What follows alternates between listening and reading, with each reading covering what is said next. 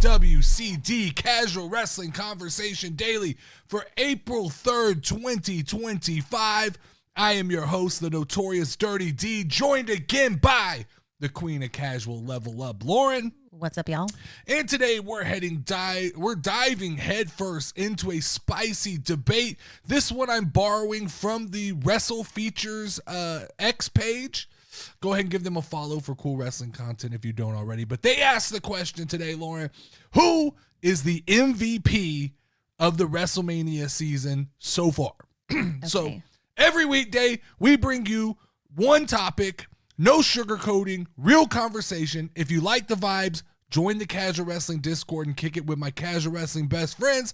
If you've got a hot take or a daily topic idea, drop it in the comments, hit the Discord, or email me at questions@casualwrestling.com. Today's show is brought to you by the Casual Wrestling Merch Store.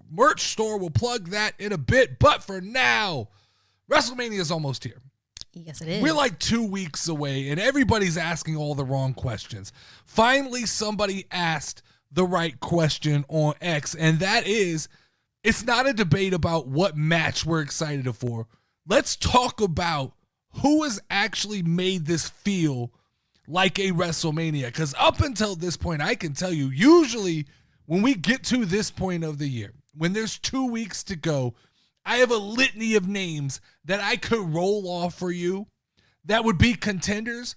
But typically, there are one or two that just emerge above the group. And it's clear in the last couple years, it was always Roman Reigns.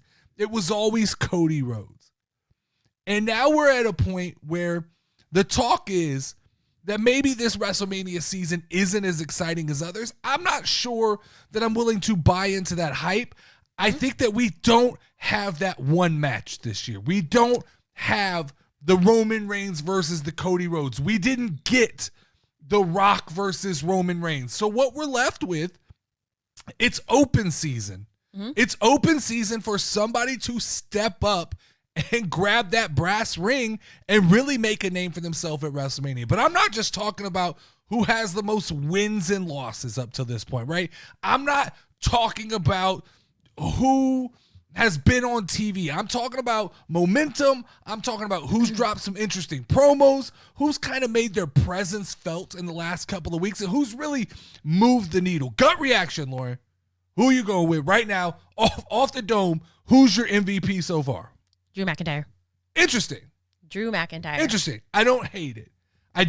Let's before we really analyze that thought, let's break it down.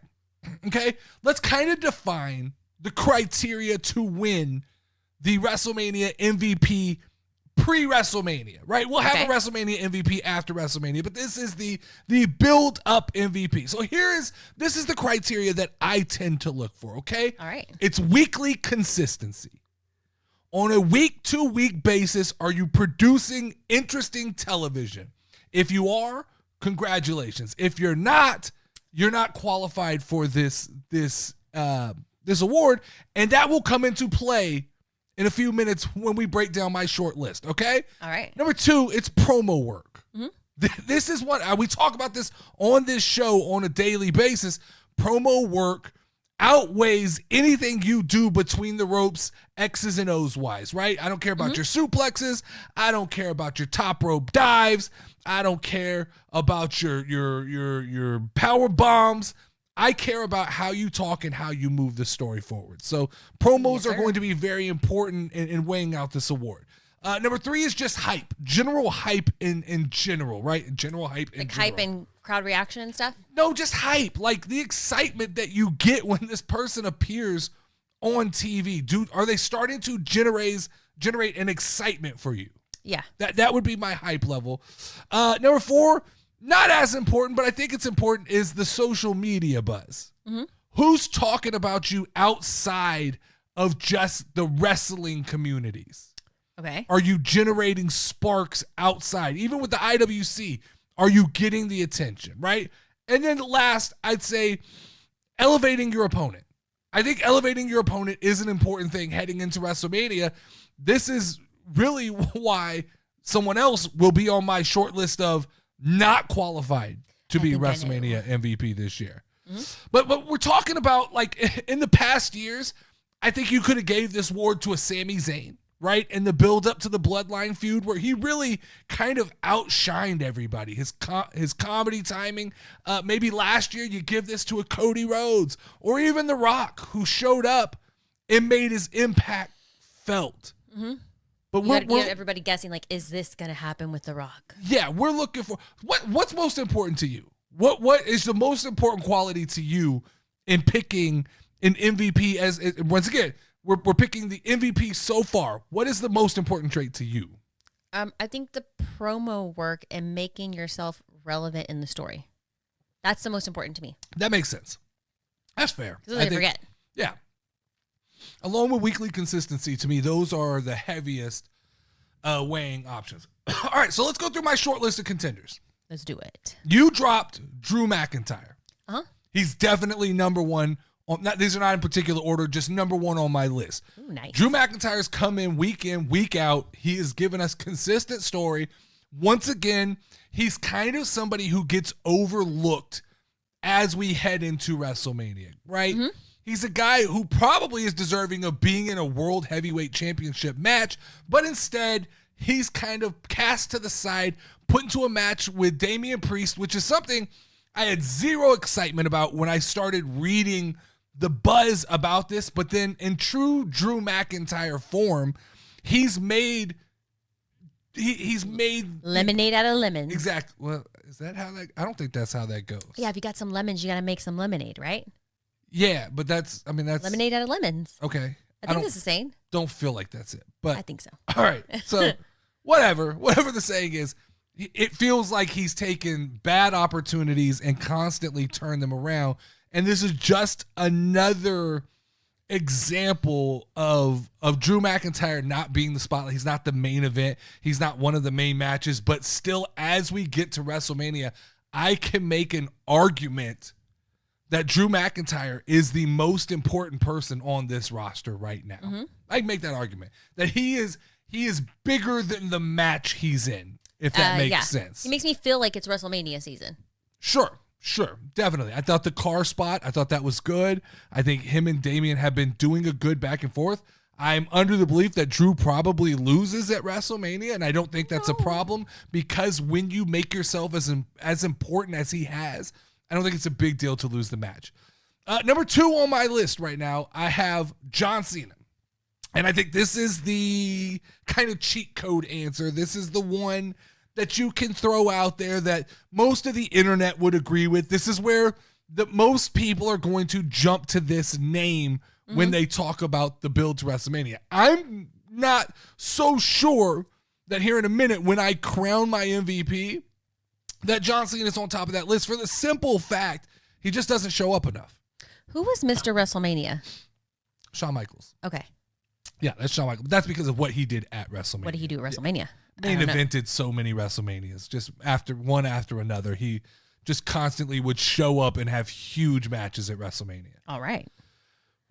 But yeah, John Cena, he just hasn't been present enough.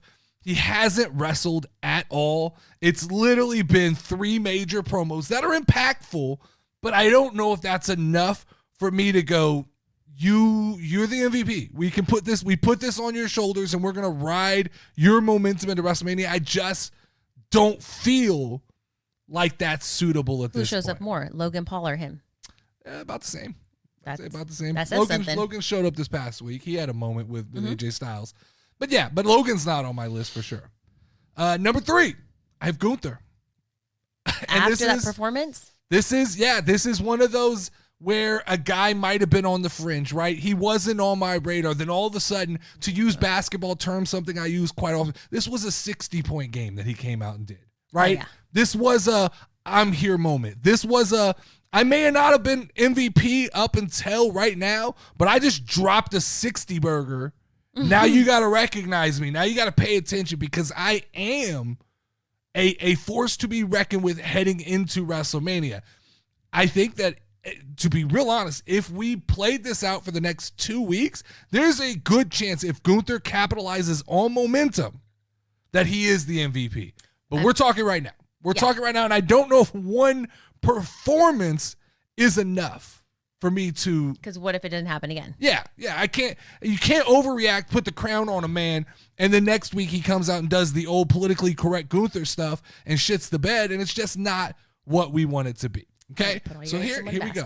I have two very left field choices that I'm going to give to you. I'm going to start with one that is about as far left field as you could get, but I think if you really break down the word MVP as most valuable player or person, yes, I think you have to have Jimmy Uso in the conversation. He doesn't even have a match at WrestleMania, but he has been so valuable when when it comes to building and saving the Gunther and Jey Uso match. Jimmy Uso has stepped in and single-handedly saved that match by adding emotion to it, by bleeding, by giving, by doing, by slapping. He's just got involved. And I think it's interesting to put somebody on the list who doesn't have a match at WrestleMania and go, they may have saved WrestleMania. I feel like Jimmy forces Jay to have to pull out some emotion. Or something. Definitely. You know what I mean? Definitely. I think that, so this is the crux of them always being together is they complement each other so well. Jay is the raw kind of talent, and he can get out there and he has a motor and he can go, but Jimmy is the personality. Jimmy is the one who I think understands the psychology of pro wrestling. So Jimmy can give Jay that motivation. He can give him that emotion. He can make the story feel deeper than it's felt for the last couple weeks. For that reason, I think you have to put Jimmy Uso in the conversation. Now that's interesting. My fifth person here is somebody, if you'd asked me a month ago, if you'd have told me a month ago this person was going to be on my list for the MVP of WrestleMania, I'd have told you you're fucking crazy. Okay, I said, no chance. No chance this person. Like, what? You got me guessing. Naomi. You know what? It's Naomi. That literally was on my, thought space, but I was like, maybe that's just crazy. I don't think it's crazy anymore. I feel like she's showed up in ways that I haven't ever seen her, in my opinion. I'm interested in her. So she's really interested. Always been above average from a character standpoint. In the ring, I don't think she's anything special, which is fine. I don't give a shit about that, right? In the ring, she's serviceable. That's all you got to be. Same thing I said with Britt Baker. Same argument I'll make with Naomi. You don't have to be great in the ring. You just have to get the job done. When it's come to the outside the ring, Naomi has been impressive as a babyface. Never compelling enough for me to get behind and want her to win, but her entrance has been amazing. I think she does well in stories with other heels and things like that, but now all of a sudden we flip this switch, and in a story where I would have thought I would told you I'm 100% going to be behind Jade Cargill, I'm 100% behind Naomi heading into WrestleMania. Like I said, to me, that when we go down that list that we said earlier, right? Consistency, she's been consistent for the last 5 or 6 weeks, building up till this heel turn and then following it up with just all of the right character beats. She's hit everything. Her promo work has been far above what I ever imagined we were going to get from Naomi. There were points in time where I didn't know how was she going to handle being a bad guy. Now, I don't know if I could ever go back to babyface Naomi, because in the last couple of weeks, what she's given me as far as backstage interviews and the crying and the outfits and those things, it's just been perfect. Yeah. Match hype. I'm in. A match that I otherwise probably wouldn't have cared about. A match that otherwise I probably would have thought, this should be a squash match, right? This should be Jade Cargill just taking out Naomi for everything she did, making a 2-3 minute match. Now I'm invested. Now this is one of the matches I'm more looking forward to, and now I want to see a fight. I mean, I guess that's the true meaning of MVP, right? They make you want to pay attention to them. They invested. Social media buzz. If you go online, everybody's talking about Naomi. They're not talking about Bianca. They're not talking about Rhea. They're not talking about Io. Everybody's talking about Naomi right now. And that's a good thing. That is the quality that we talk about that makes an MVP. And then elevating their feud or opponent. Holy shit. I had just 2 weeks ago said I was worried about Jade Cargill because I didn't think she could carry this story into WrestleMania. She doesn't have to. Naomi's going to put this story on her shoulders and carry Jade to the promised land. Yep. So shout out to Naomi for that. But anybody I left off that list as far as you're concerned? No, that's like Drew was the one who I thought of like last minute. Naomi was my initial reaction. I thought like Cody, typical. Roman, typical. Maybe Liv, but like Liv is just Liv. She's Liv Morgan. She doesn't have a match. There's no excitement. She doesn't have a match yet. There's no match set in stone for Liv Morgan. Maybe Tiffany Stratton, but I feel like Tiffany Stratton did well because of her Nia Jax stuff. Like I was impressed with Nia Jax and how she kind of brought Tiffany up. You know what I mean? Yeah. I don't know. To me, Tiffany is maybe a runner-up, but like not. No, Tiffany's treading water right now because I feel like she's in a bad situation. They put her into a swimming pool with a shark, and the shark wants to eat her. The shark doesn't want to work. It's not two people who are working cohesively together. Mm-hmm. That feels like a very contentious storyline that's going on right now. So I think while Tiffany's capable of being an MVP, I think right now she's treading water, she did extremely well in her rebuttal to Charlotte Flair. Yeah. But she's having to throw haymakers to just stay alive. Whereas it feels like Naomi, Jade, a little more cohesive. Feels like Jimmy Uso, Jay, Gunther, they're all in sync. They're all working together to make sure that story's going well. Feels like Drew and Damian Priest have gotten together and talked on the side and said, hey, they may not put us in the fucking main event, but we're going to tear this building down. Look for that match to be one of the better matches on the cards because it's two guys who I think are going to look at the rest of the card and go, we're better than everybody here. Yeah.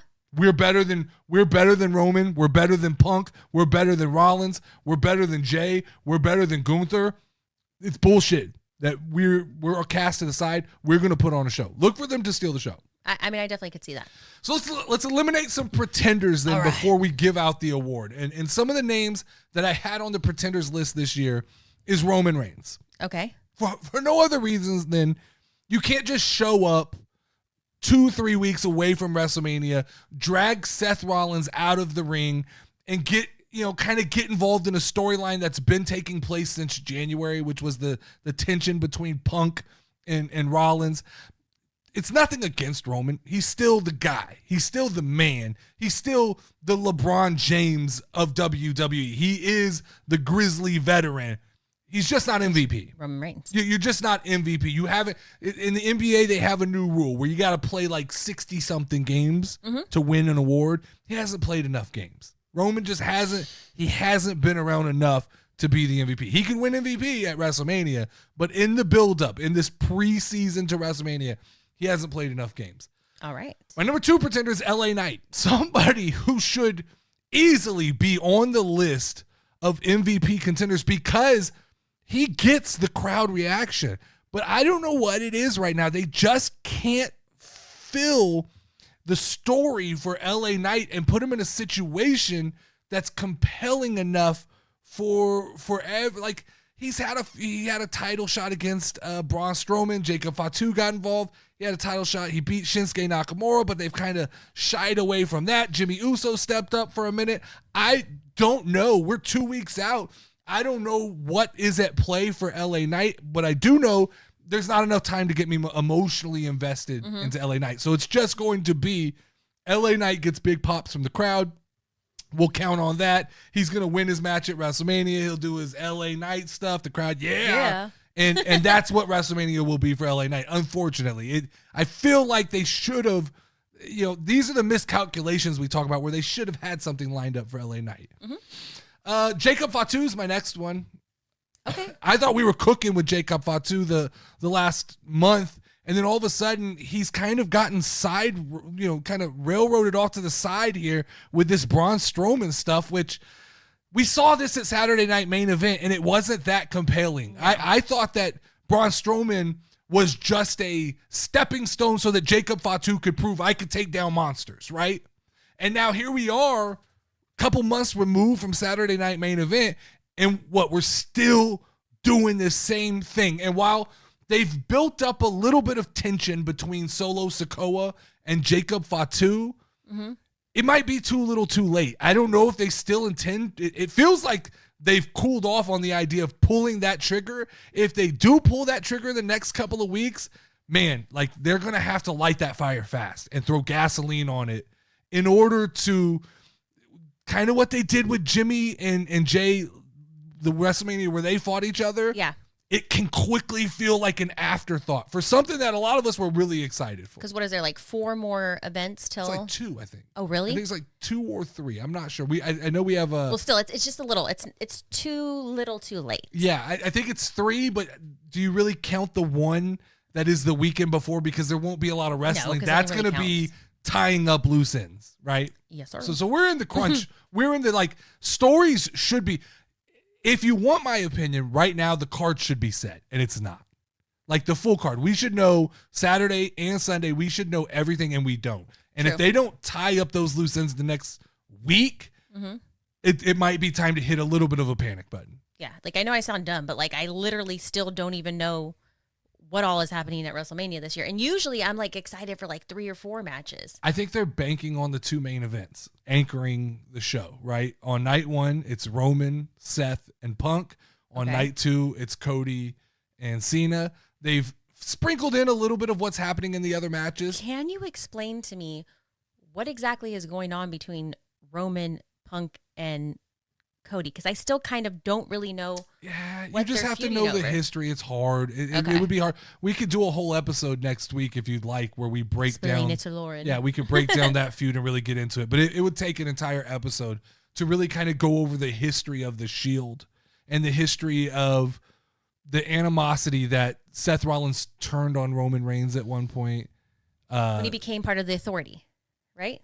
Yeah, No? yeah, yes. Okay. Yeah. All right. So We'll but there's a history. We'll go over that. We can go over that next week.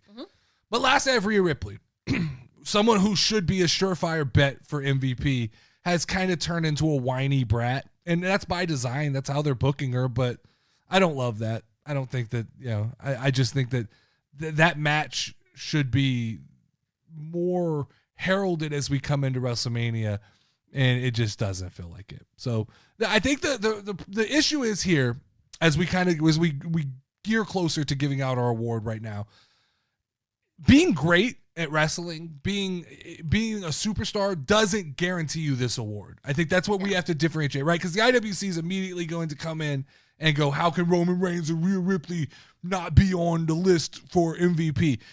Being great isn't the same as being a vital part of the WrestleMania build. You can make the argument for Cody Rhodes. I didn't put him on my list because I feel like it's same old Cody. Same old Cody, same old Cody, same old Cody. I think Cena has outshined Cody for the most part in their promo battles. So I don't think it's fair to put Cody on that list when I don't think I can argue Cody over Cena at this point. So let's go. Let's get to it. All right. We're going to give our official MVP awards for the lead into WrestleMania. Remember, once again, did they move tickets? Did they get you excited? Did they make you care about WrestleMania? And did they carry TV when others were absent? Lauren, my MVP Okay. in the build-up to WrestleMania. Are you going to tell me who you didn't vote for first, or just No, straight out give it just to going me? to give you my award. All right, give it. It's Naomi. Whoop, whoop. I think that's a good choice. I think it's Naomi. I really, she is the only person when I look at that list. Drew McIntyre, very close second. But Naomi is the person who is consistently, I'm like, I'm ready for a Friday because I want to see where we're going. How are we going to get there? There's a lot of intrigue. How is Jade going to fare in this when she's not? You thought Jade was going to come out of this thing just the overwhelming favorite, and Naomi's flipped the script. And they gracefully kind of got Bianca still on the fringe of this story, but they've pushed her out. There's so many elements involved in this that Naomi has done such a good job. This past Friday, she kind of accused Bianca. She accused Jade. She flipped the tables, and she's making a compelling story, which is what you want from your bad guy. You want your bad guy to blur the lines enough that you start to go, okay, I might could ride with the bad guy. Love the caution outfits.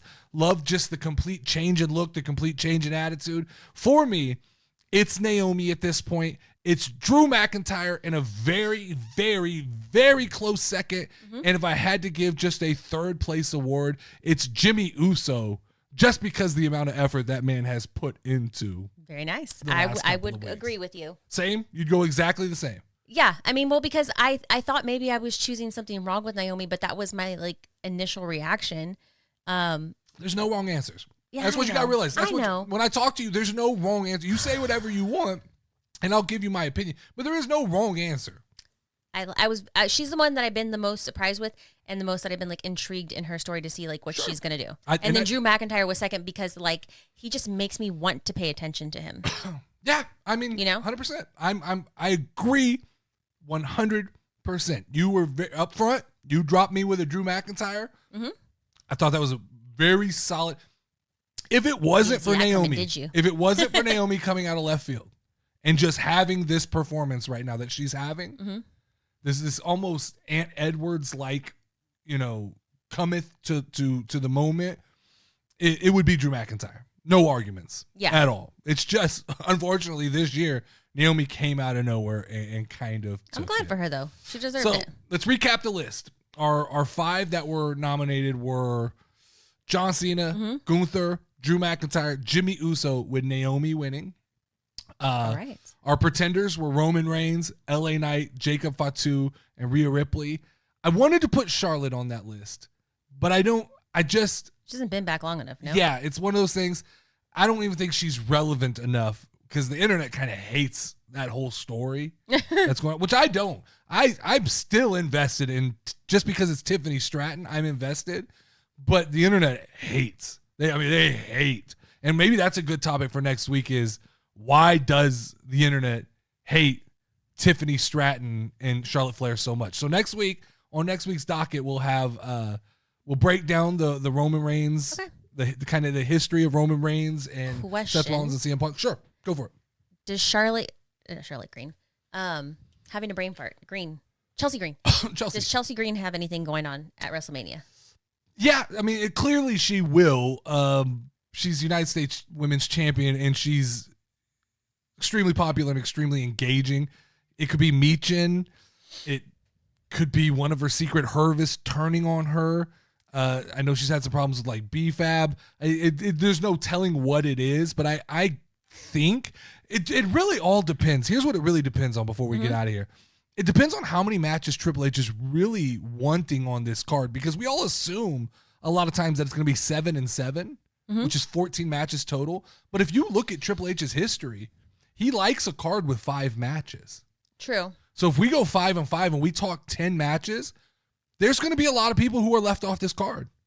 And we get the kind of impression that it looks like the War Raiders and the New Day are going to take up a spot. It looks like it. You assume that the SmackDown Tag Division is going to take up a spot. So while nothing's in the cement, it is starting to fill up quickly, and we don't know if people like Chelsea or Lyra Valkyria. We keep speculating on Lyra Valkyria, but she may not even be on the card. Yeah. She may be a SmackDown or a Monday Night Raw thing, which is interesting. But let me know what you guys think about today's big question, which was, who has been the MVP of WrestleMania season so far? And check out the Casual Wrestling merch store. We're going to have some fresh WrestleMania week gear coming out. You don't want to miss it. I'm the Notorious Dirty D. That is Level Up Lauren. This was CWCD. Stay casual, Wrestling World. Ring the final bell. Ding, ding, ding, ding, ding, ding, ding, ding. Head down, we're ready to rumble. The Casual Pod don't stumble.